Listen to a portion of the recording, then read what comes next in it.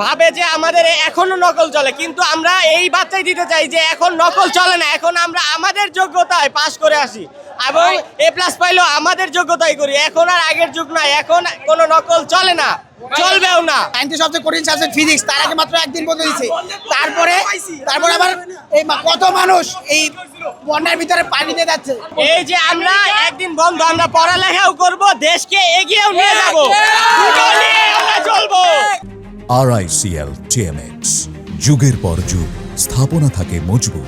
আমাদের পরীক্ষা স্থগিত করা হইতেছে না, কিন্তু আমাদের পড়ালেখা তো চালু রাখতে হবে। আমাদের পড়ালেখা কেবল পরীক্ষার মাঝে সীমিত, কেবল পরীক্ষার মাঝে সীমিত না, আমাদের সব জায়গায় জ্ঞান অর্জন করতে হবে। আমরা প্রতিবাদও করব, জ্ঞান অর্জনও করব, এবং আমাদের দাবি একটাই, মিলনের পদত্যাগ।